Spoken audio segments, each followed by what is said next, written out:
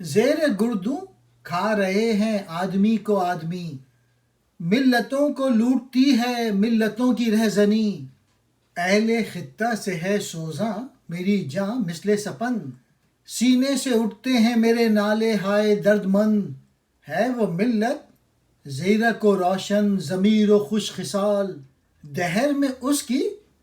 ہنر مندی ہے آپ اپنی مثال، اس کا ساغر اس کے اپنے خون میں ہے ڈوبا ہوا، اس کے مضموں سے ہے درد آگیر میری نیکی نوا، وہ ہے اپنی زندگانی میں خودی سے بے نصیب، اس لیے اپنے وطن میں اجنبی ہے اور غریب، ہاتھ ہے مصروف اس کے دوسروں کے کام میں، اس کے دریا کی ہے ماہی دوسروں کے دام میں۔ زندہ رود یعنی علامہ اقبال وہ کہتے ہیں کہ آسماں کے نیچے اس دنیا میں آدمی آدمی کو کھا رہا ہے اور ایک قوم دوسری قوم کو کھا رہی ہے، آدمی آدمی کا دشمن بنا ہوا ہے، طاقتور قوم جس کی لاٹھی اس کی بھینس پر عمل کرتی ہوئی کمزور قوم یا قوموں کو لوٹتی کھسوٹتی ہے اور یوں اپنی برتری اور خوشحالی کا سما کرتی ہے۔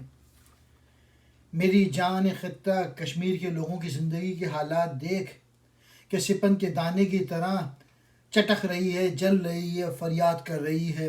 اور میرے دل سے درد بھرے نالے بلند ہو رہے ہیں۔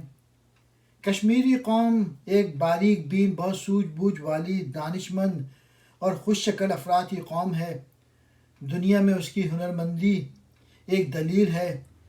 کشمیریوں نے مختلف قسم کے ہنر سے اور صنعتوں وغیرہ میں نہایت مہارت اور کاریگری کا مظاہرہ کیا جو دنیا کے لیے ایک مثال کی حیثیت رکھتا ہے۔ اس کا پیالہ اس کے اپنے ہی خون میں لت پت ہے، میری بانسری سے اس کے حالات کی فریاد نکل رہی ہے، گویا ایسی عظیم قوم جو اپنے ہنر و فن کے وجہ سے ایک مثالی قوم ہے، غلامی کی انتہائی اذیت ناک زندگی بسر کر رہی ہے۔ جب سے یہ قوم خودی سے بے نصیب ہو گئی وہ اپنے ہی وطن میں اجنبی بن کے رہ گئی، اپنی اندرونی صلاحیتیں اور قوتوں سے بے خبر ہونے کی وجہ سے یہی قوم جو کبھی صاحب عظمت تھی غلام و محکوم ہو گئی ہے۔ اس کے ہاتھوں کی مزدوری کمائی دوسروں کے ہاتھ میں ہے، اس کے دریا کی مچھلی دوسرے کے کانٹے میں پھنسی ہوئی ہے۔ مطلب یہ ہے کہ محنت مزدوری کشمیری کر رہے ہیں جبکہ اس کی کمائی حکمراں مختلف ٹیکسوں وغیرہ کی صورت میں لے جاتے ہیں۔